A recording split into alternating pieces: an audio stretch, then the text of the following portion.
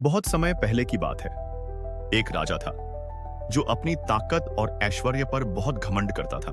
उसे लगता था कि उसकी बराबरी का कोई नहीं। एक दिन वह अपने दरबारियों से बोला, दुनिया में ऐसा कोई नहीं जो मेरी शक्ति को चुनौती दे सके।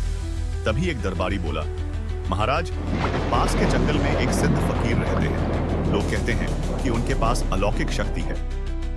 राजा बोला, चलो आज उसी फकीर से मिलते हैं। राजा पूरे लाव लश्कर के साथ फकीर के पास पहुंचा। उसने घमंड से कहा, हे फकीर, अगर तुम्हें किसी चीज की जरूरत हो तो मुझसे कहो।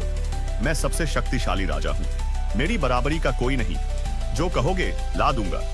फकीर मुस्कुराया। उसकी आंखों में शांति थी, पर भीतर से वह राजा का घमंड समझ चुका था। फकीर बोला, ठीक है राजन, अगर तू सच में शक्तिशाली है तो एक छोटा सा काम कर।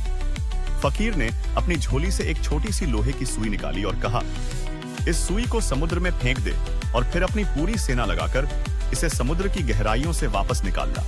अगर तू ये कर सका तो मैं मान लूंगा कि तू सबसे शक्तिशाली है। राजा ने हंसते हुए सुई ली और समुद्र में फेंक दी। फिर उसने अपनी पूरी सेना को सुई ढूंढने का आदेश दे दिया।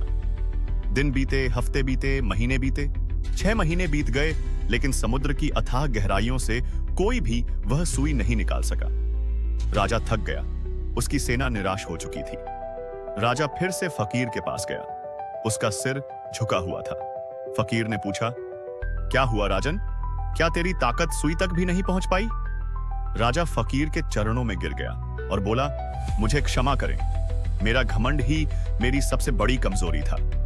आप ही कोई उपाय बताएं। फकीर ने आंखें बंद की और भगवान का नाम लिया।